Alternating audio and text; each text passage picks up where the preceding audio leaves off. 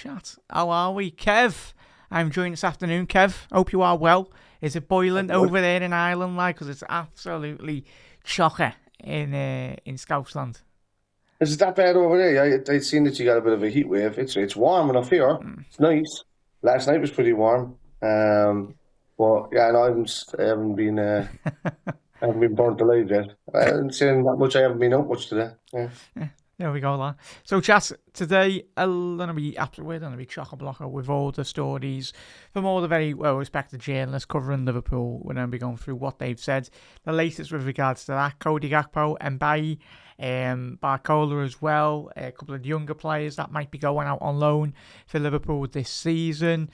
A little bit on, obviously, the financials of Liverpool as well. Some industry-leading journalists and experts with regards to Liverpool's potential ownership switch as well. A bit more has come out of that.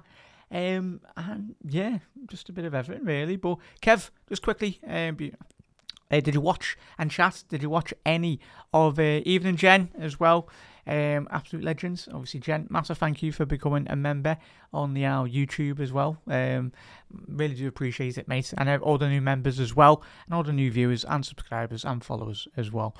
But Kev or chat, did you watch the Paris Saint-Germain game, Villa, last night? I tell you, the first time I've actually watched that young lad for Aston Villa, 17 years old, but I tell you, he had.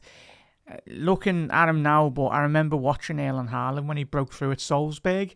I know it's a big step up, obviously, comparing those two players, but yeah, I haven't seen a player move like that since Erling Haaland when I seen him obviously playing for Salzburg and then going to Dortmund, mate. But thoughts on him and thoughts on the PSG Villa game?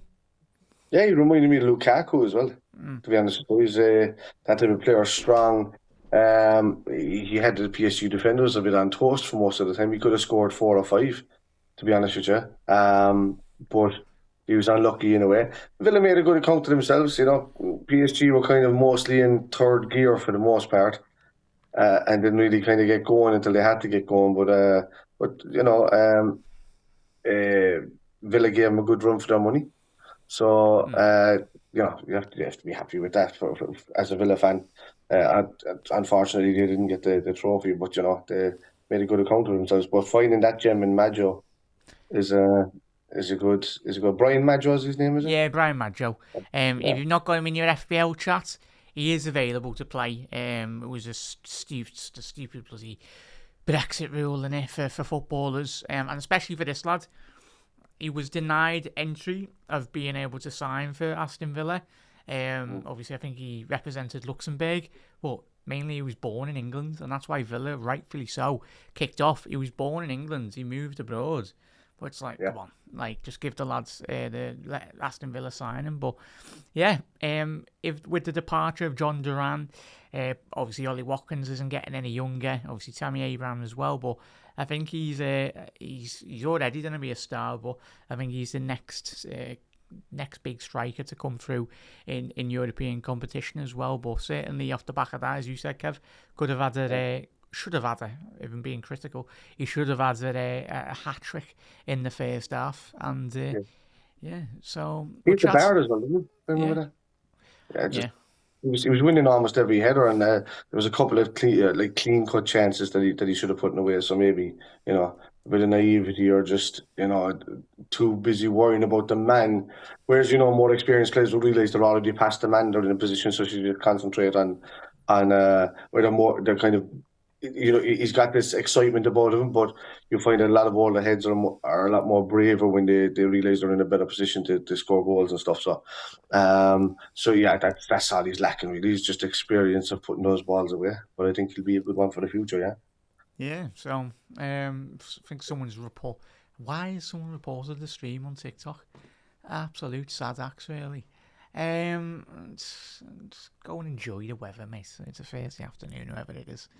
Harassment and bullying on the stream. Apparently, we're literally 3 minutes into the stream, like just some dude in some random place in the Middle East is after doing that. Yeah, that's how they deal with it.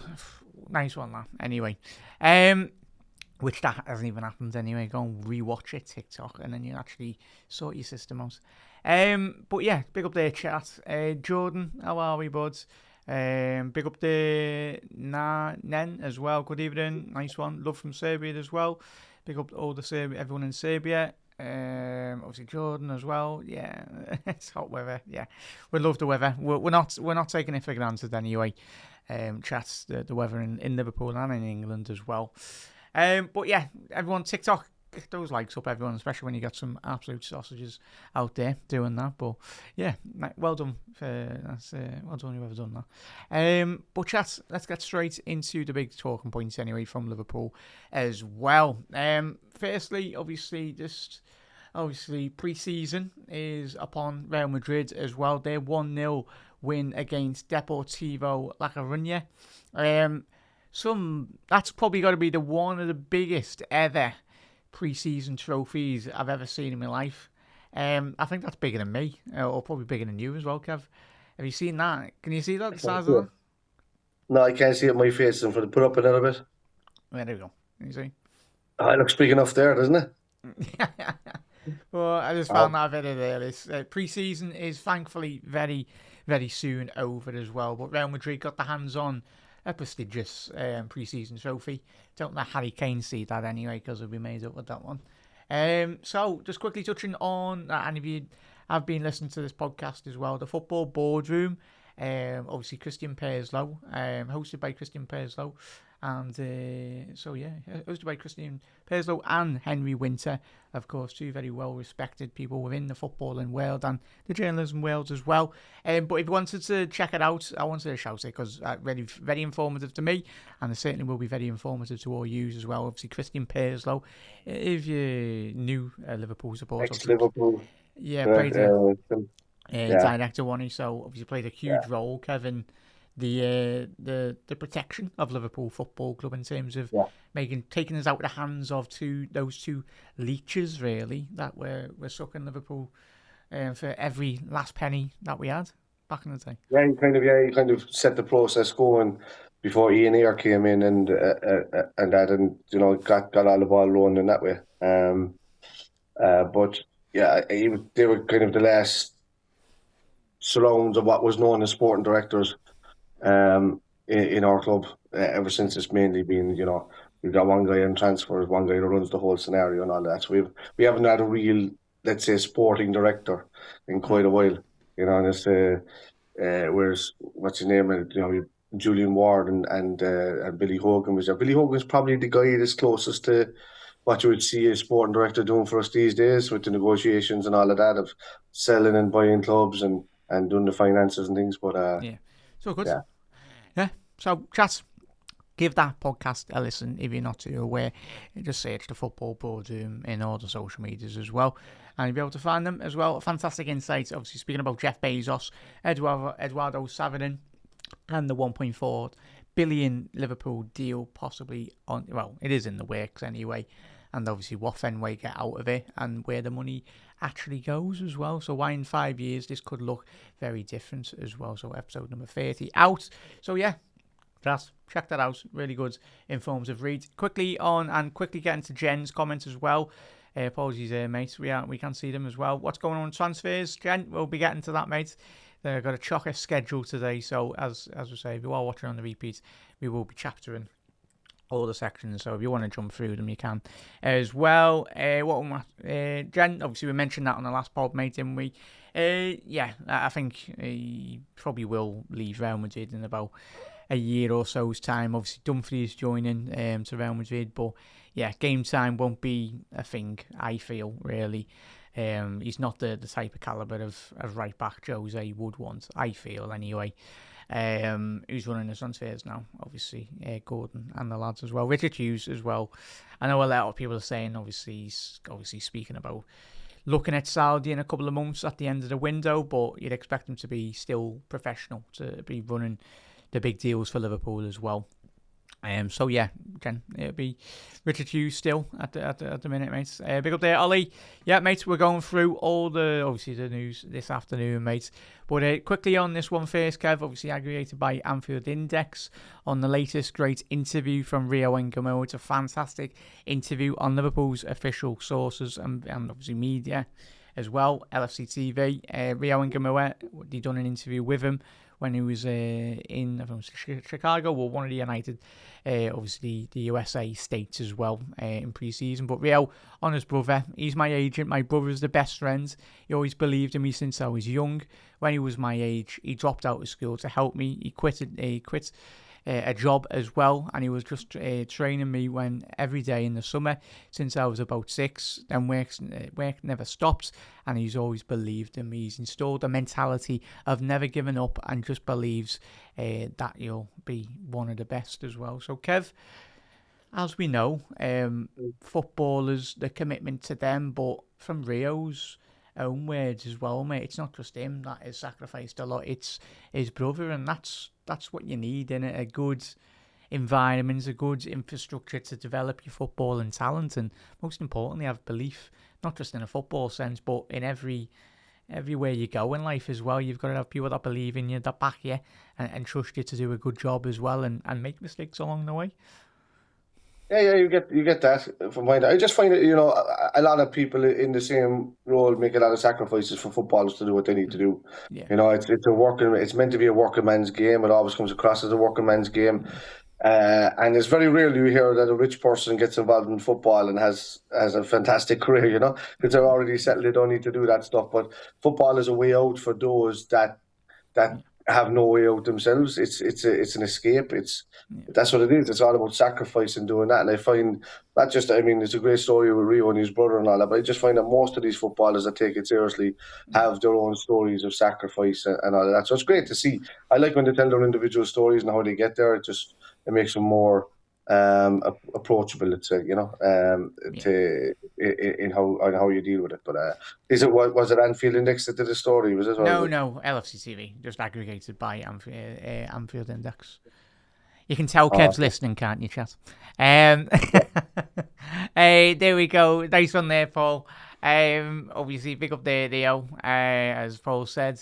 Rio's brother, good man. I've loved, happy days there. And as Kev said, obviously with Salah, Sadio Mane, I think everyone, a lot was said when Mo come out and done that great interview. Yeah, it was like a 2-3 hour, like couple of 1,000-hour journey every single morning.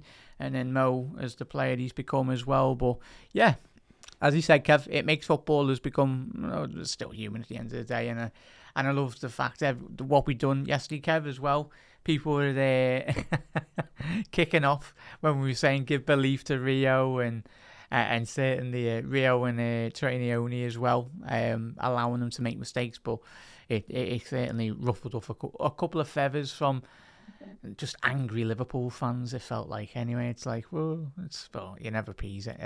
I don't know how you could get angry about just getting behind players and giving them the support as well, but I suppose that fella probably just needed a little bit of a walk and that.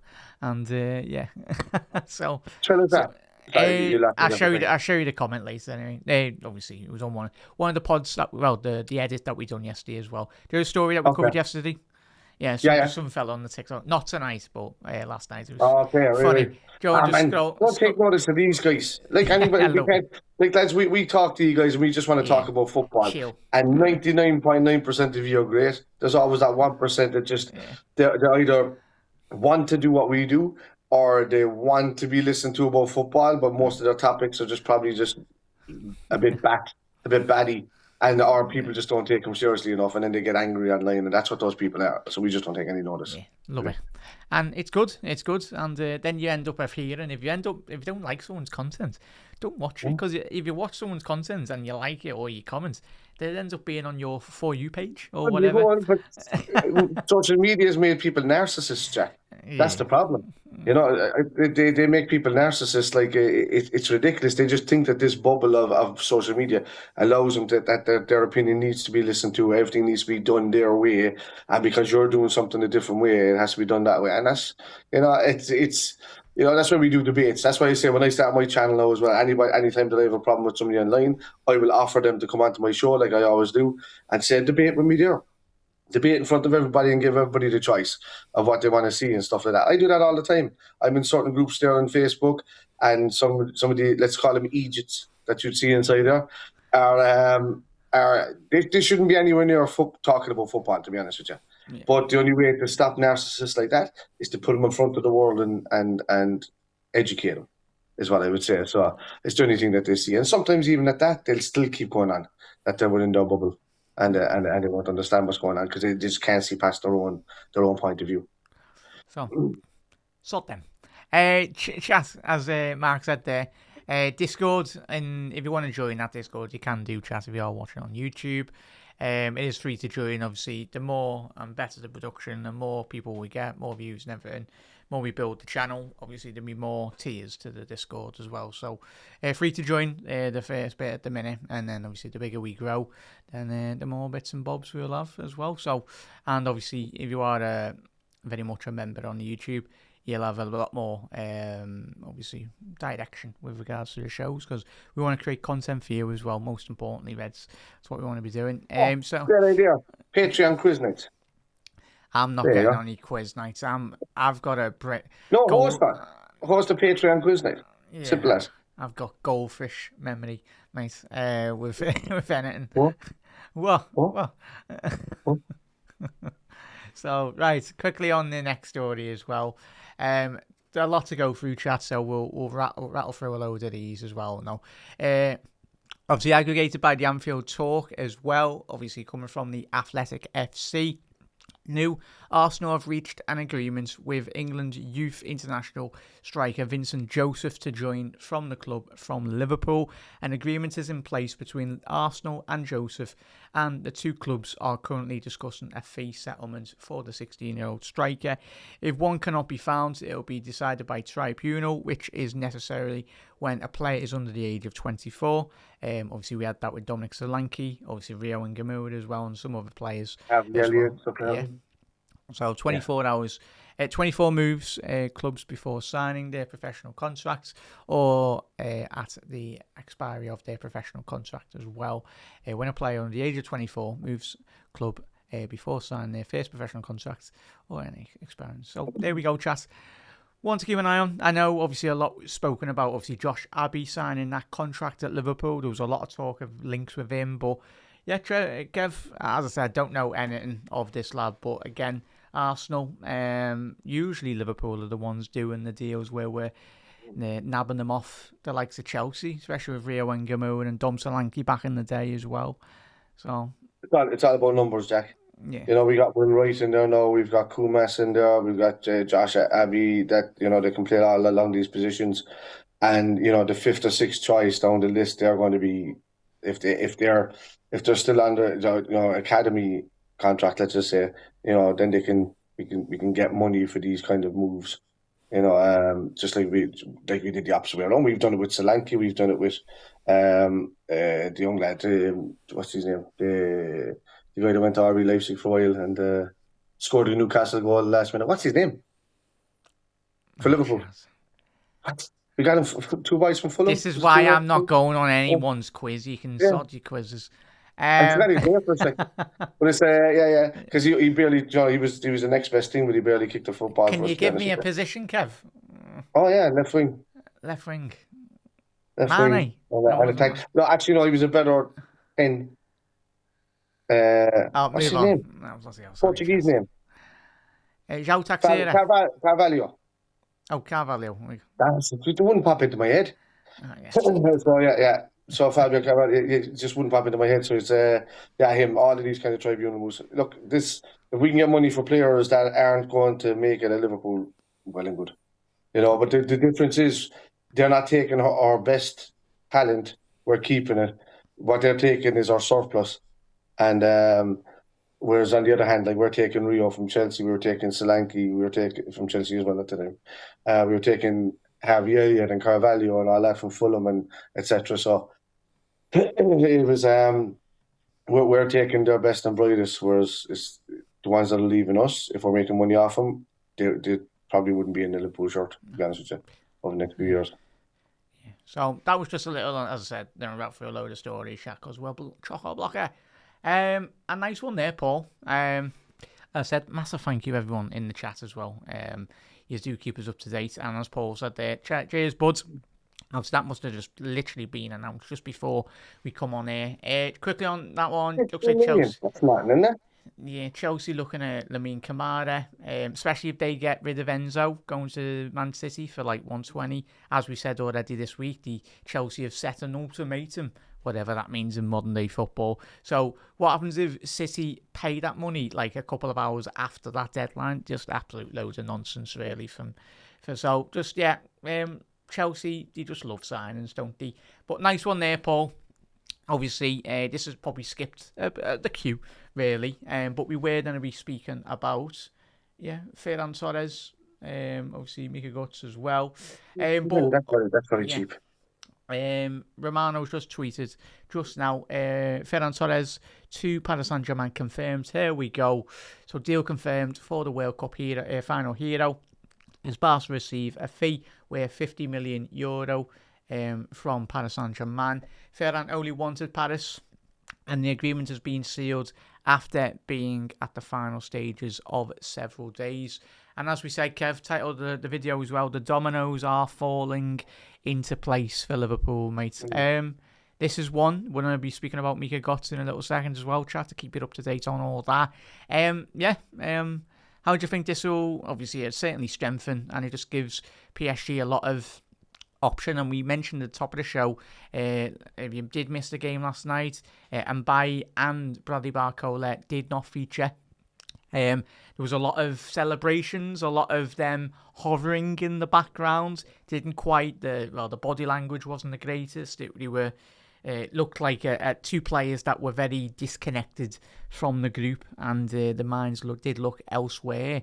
But Kev, he's going to be one of the dominoes to fall, hopefully in Liverpool's favour, with respect to the other two lads hopefully coming to Liverpool. Yeah, look, I think a lot of this back and forth between Liverpool and PSG were based on how much PSG had to pay for these guys, and how much then they'd be willing to let Barcola go after they've bought the guys that they needed. So now they had Akliouche in yesterday. He played well for PSG. He did well for him. And they're Barcola leaving. They're getting Götze in. Didn't they sign somebody else? Akliouche, Mika Götze, possibly. Ferran Torres. Ferran Torres, yeah.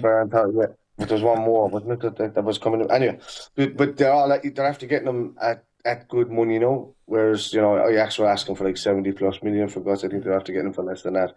I'm surprised at the Ferran Torres deal. I mean, he's gone to PSG for less than what he moved to Barcelona, I think.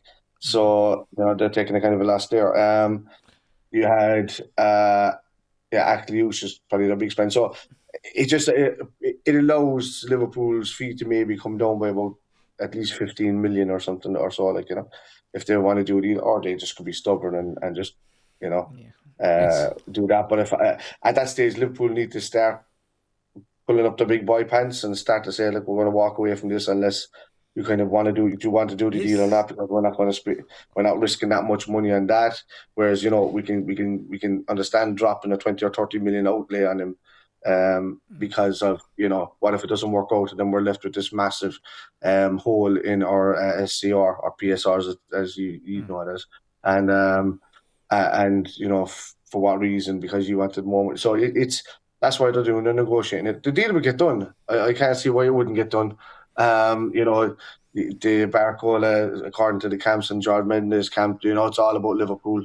And, unless it becomes a mess and Barcola starts getting, tired with both pursuits, both sides of the pursuit, with PSG and Barcelona, PSG and Liverpool for Barcola.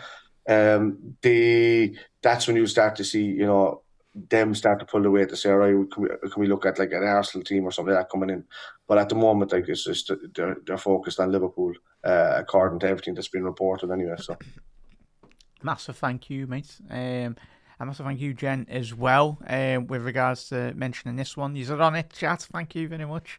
As I said, Romano must have just waited for our live stream to go live, and then he was like, go on, boys. You can have some stories you can report on.